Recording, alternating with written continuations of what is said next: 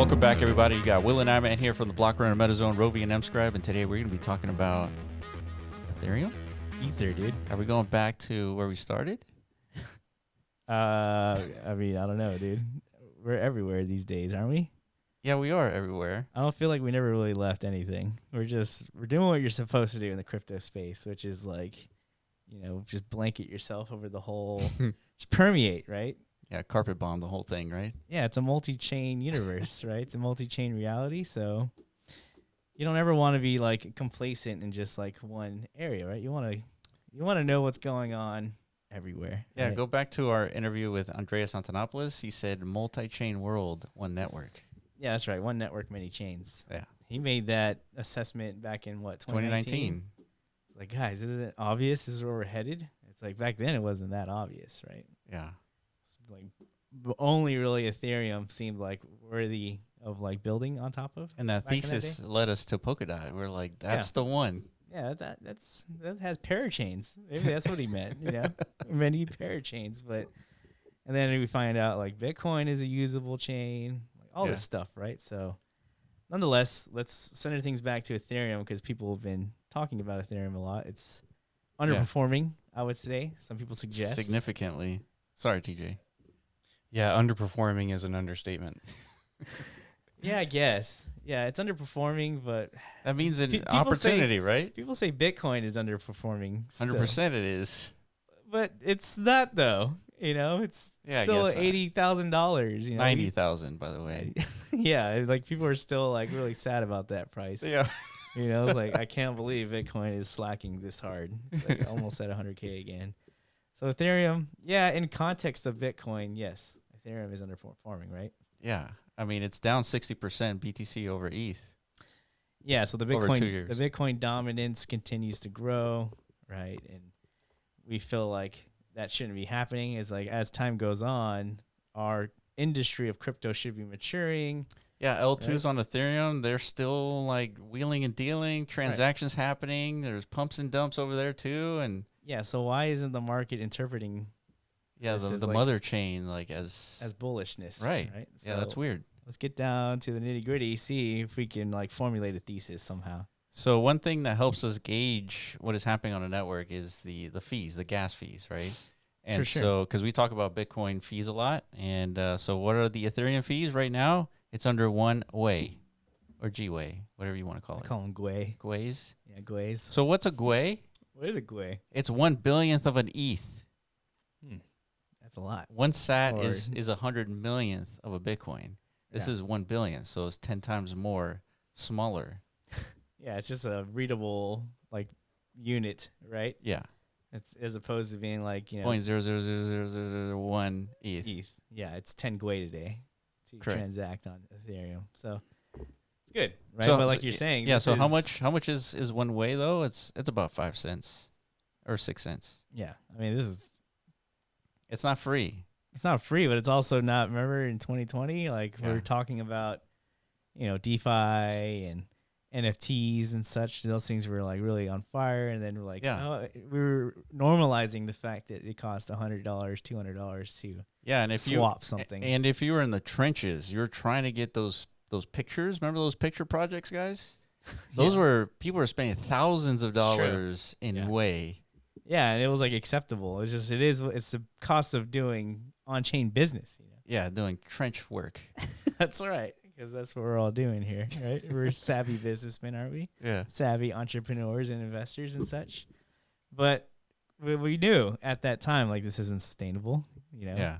There's a problem here. And not just us, but like everybody in the entire space had that collective realization. So it's like, all right, what's the solution here? And in the sector that we wanted to do tons of microtransactions, right? Dollars, tens of dollars of types of transactions. Cents. Even, less than, like we had like 50 cents, for little arcade games in the metaverse. It's like we were expecting people to be able to process like a 50-cent transaction to play a game. And then in the beginning days, it was fine because it was like 50 cents plus like a 5-10 cent network fee. Right. Feasible. And then just seemingly overnight, NFTs explode. It's like 50 cents plus, $20. That's right. It's like no one's going to play that game, right? Exactly, yeah. So we're like, shit, what do? We're scrambling for solutions. And at the time, you have all these like theoretical L1 scaling propositions Sharding with like 5 to 10 year roadmaps. It's like, well, we can't wait 5 to 10 years to build a business on chain. Correct. And then L2 showed up. Yeah. Like Matic and others. Yeah. Right?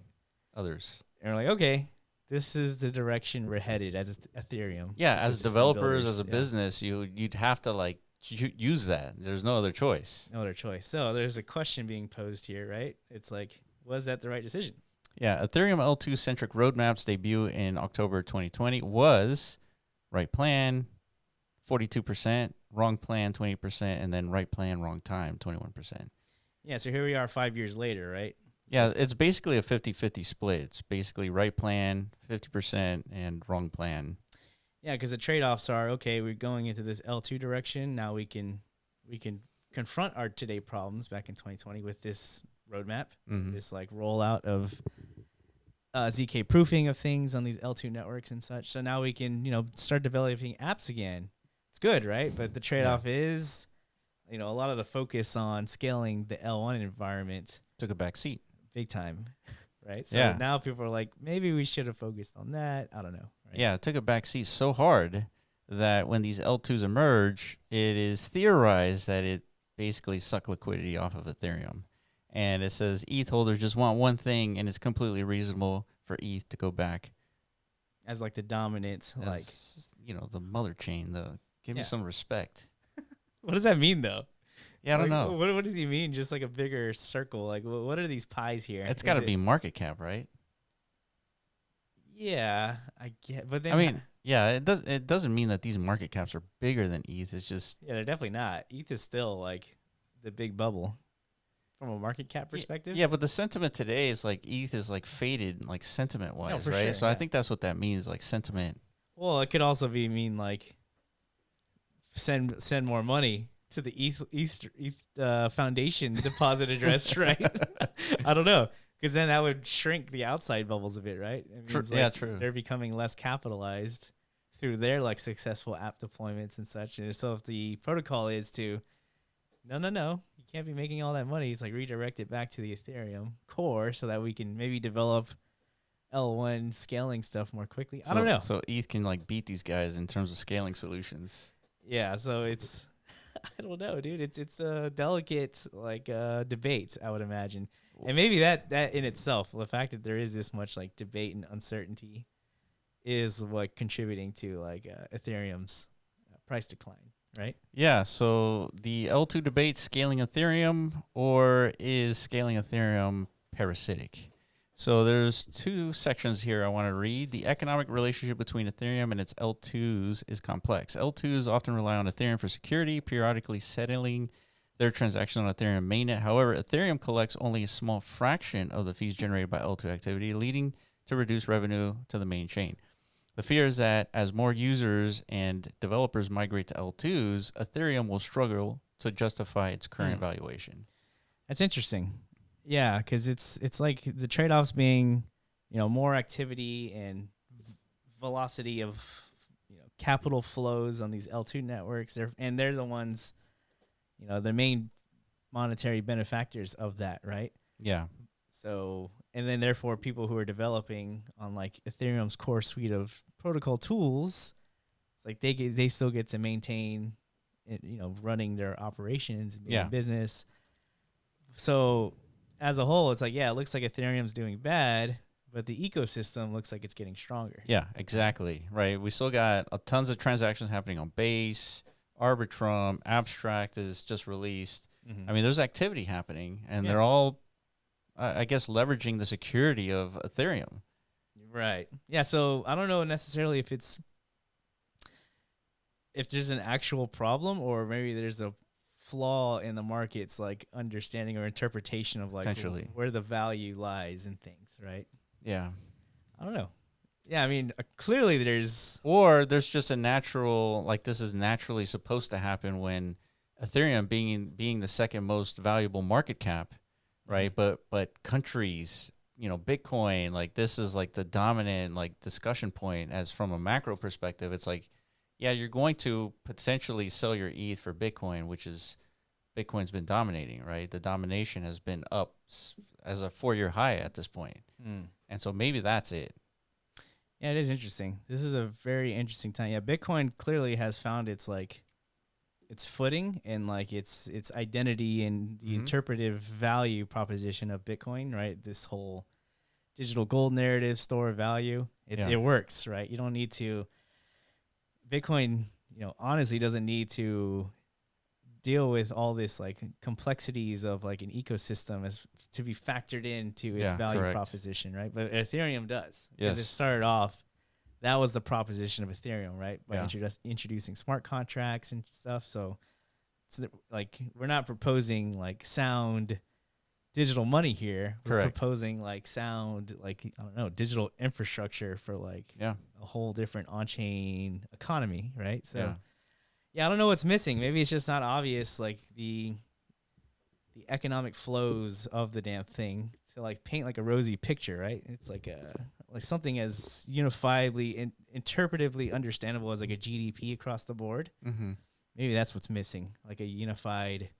Yeah, that's true. Like the revenues of the L2s factored into the value proposition of the Ethereum blockchain itself. Right, so that the market can like really pinpoint and understand like the ecosystem as a whole has that value, not like. That's a good point. Right, so maybe, I think maybe we need that chart. We need something, right? Because I think Ethereum is going through like this weird transition where it's not a standalone thing. Yeah, obviously it's got like many branches now, but the market is not able to clearly label these branches as something useful and contributing to the overall whole of things. So nonetheless, that is the market. That's what's happening. Yeah. So the Ethereum Foundation has to respond, right? It's like pressure's on. It's like, Vitalik, it's time to cook. Yeah, dump your girlfriend ASAP. Stop traveling around the world, dude. We need you. We need you back in the headquarters, wherever the hell the foundation. I mean, I'm assuming it's like it's just a remote. It's in the clouds, dude. It's in the ether, right? Yeah.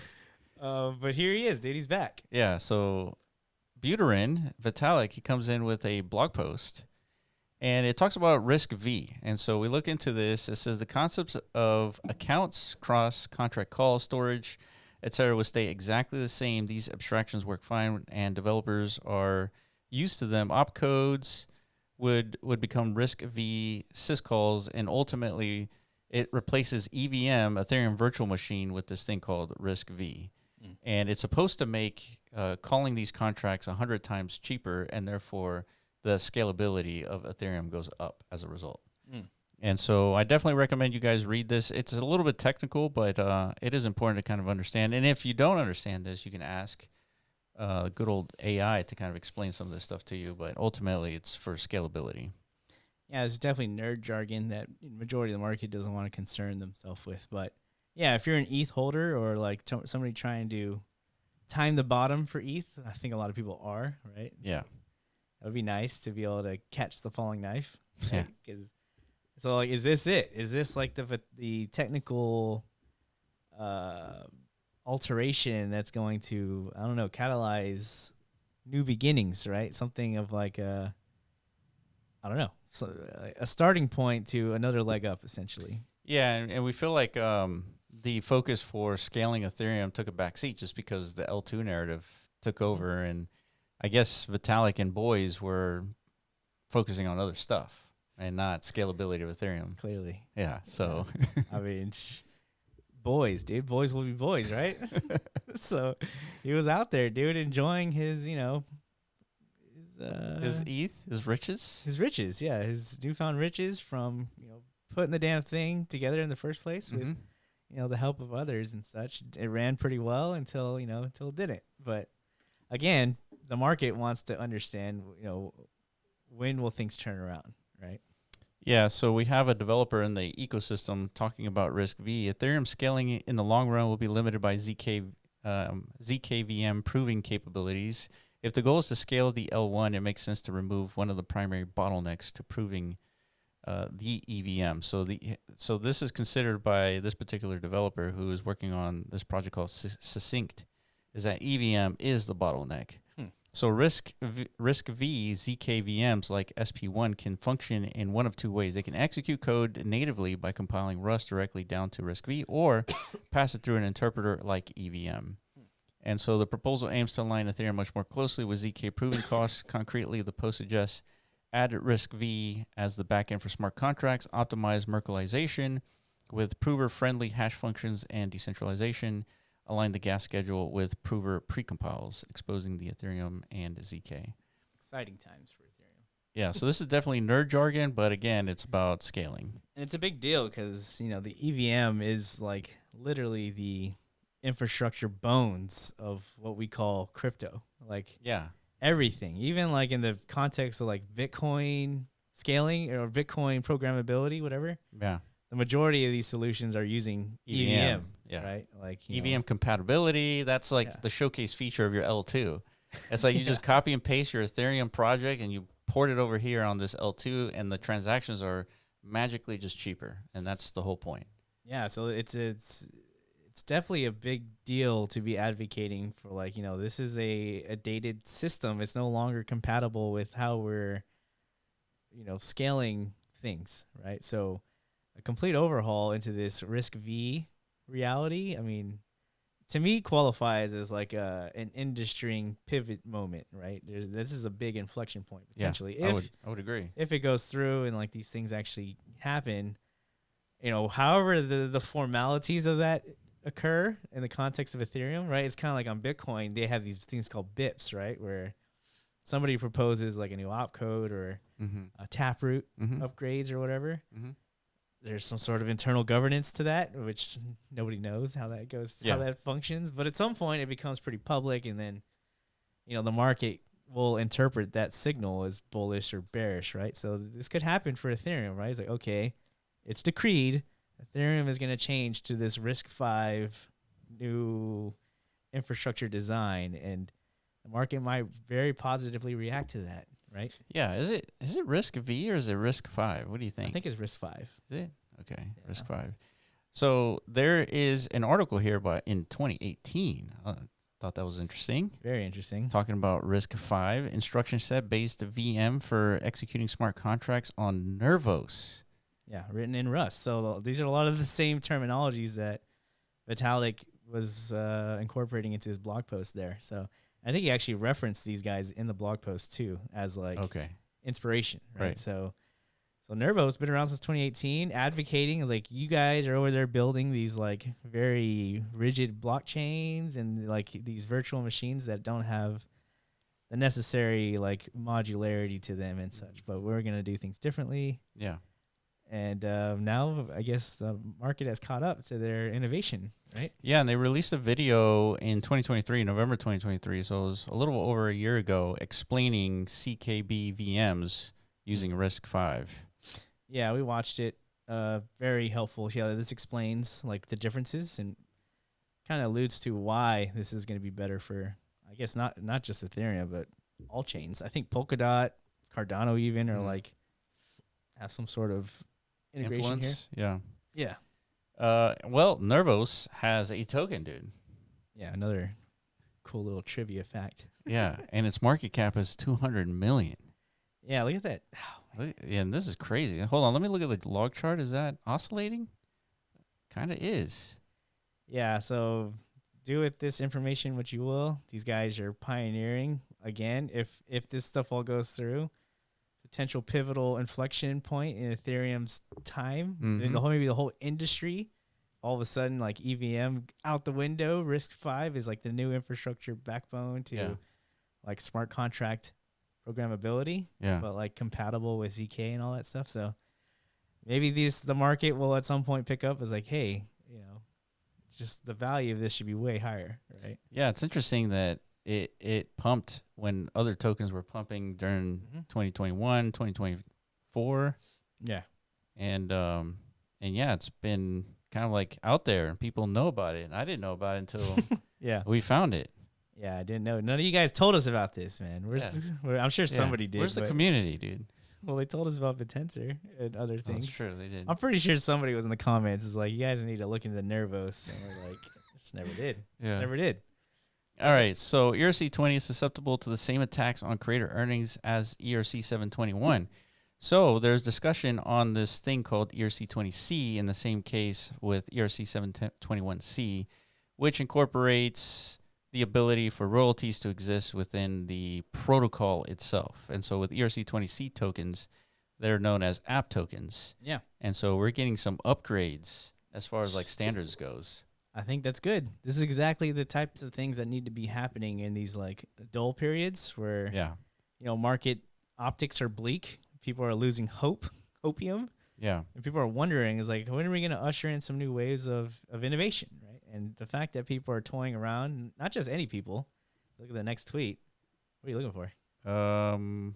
This. Oh. Well, I'm looking for this. Yeah. So if you wanted to break down on ERC-20C app tokens and what they could do, we're looking at programmable transfer logic, meaning that if you had some sort of logic in a game that you've built and you wanted your player base to achieve a certain level cap, that means that they're enabled to trade on a DEX.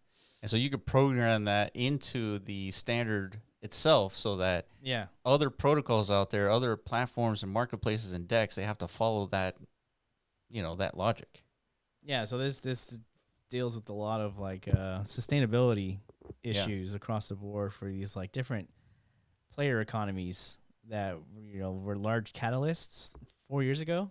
Like during the last crypto cycle, these X to earn verticals, very attractive, especially like for game developers and such, right? Yeah, it was very surprising that the ERC-20 standard didn't incorporate a lot of this stuff because when you're theorizing programmable money, like these are the base stuff that you would expect, but at the same time, it makes sense. It's like, progress. This is what's supposed to happen. Things start out in like its most MVP of formations, right? And then like over time, you need to reiterate and introduce these new complexities, right? And I think that's what's happening. So this is Jiho's reaction. Yeah, so what can an app token ERC-20C look like for Axie? A version of AXS that could be used to increase rewards and put the P2E budget to work more effectively, increase revenue to the treasury via Axie Core. How? We would create a new version of AXS that the old AXS could be transmuted into. Yeah, these are different smart contracts. Yeah, it's a whole different, again, just like RISC-V is a different like infrastructure. Right. These are different token protocol infrastructures being tinkered with. So, yeah, I mean, this would require like large-scale adoption, not just from the developer standpoint, but from the infra provider standpoint. 100%. DEXs, Uniswap. Yeah, but so the benefit here is, now these developers can directly address issues like botting and sniping and stuff, right? Yeah. Where you can implement these conditions for tradability or whatever, right? So that way you don't just have like a huge bot army come into your game. Yeah. They're exploiting the hell out of it, and they're just constant sell pressure from the very beginning. And we keep seeing that over and over and over again. Yeah. Because saw that all through 2021. And even now, like there's still games out there being launched on Base or Abstract or whatever, and it gets exploited to hell, and then it's just a number go down game. Go down tech. Yeah, and the devs have no choice but to use ERC-20 because that is what the industry supports. And so if you develop your own ERC-20 BAG contract, nobody uses it. Of course, you can still launch a token, but then you don't have liquidity. You don't have any liquidity. Yeah, no DEXs, no sexes support, nothing. Yeah, you're operating on a silo essentially. Yeah. So yeah, I mean, fuck, dude, it's tough out there. Yeah, it is. Clearly, but Ethereum clearly is struggling with its core infrastructure. Yeah. So is everybody, right? Yeah, you can see the struggle here right in the charts, dude. Yeah. Right. So just a few months ago, it was at near all-time high-ish, and then it just went down 40%, 50%. Yeah, but like we said, these are the times to pay attention, identify and find these new innovative attempts at like addressing problems with new solutions like ERC-20C. These RISC-V protocols that exist out there, maybe like they're ahead of the game, so you can develop something quicker nowadays, like maybe on Nervos network, that might be a good showcase. Might do well before it gets to Ethereum. They've been working on it for years, so they might know something, right? Yeah, so that might be an ecosystem to like peer into, actually, right? Yeah. All right, that's it for us. If you guys find anything you want us to talk about, you have questions around Ethereum, we need to talk about Petra upgrade. That'll be another video. Yeah. But yeah, like last second, what's your prediction, dude? People say we don't do enough predictions on this channel. Just predictions on Ethereum? End of year. What do you think? 1800. Oh, God. What the fuck? Sorry, TJ. Collapse and sadness. 1800 end of year. I forgot which button was which. Yeah, I was not expecting that one. Okay, I'm going to be a little bit more optimistic. I think we'll be retesting all-time highs end of year for Ethereum. So what is that? Yeah, no, for real. 4,500? I agree. I would say, 4,500. But, man, still, it's kind of disappointing. Well, that's just end of year, right? Maybe 2026 things actually like explode. I would hope, but nah. Maybe Q1, Q2, and like that's it. Yeah, maybe but we'll okay, get 10K, yeah. 12K That's ETH or something. Yeah, that's not unheard of. Yeah, you could see that. Yeah. Okay, so that's it. 4,500. All right, guys. So book that. Yeah. See if I'm right. See if I'm wrong. Whatever. More round of applause for everybody if we're right. Yeah. All right, guys. Appreciate you for watching, and we will catch you in the next video. Peace.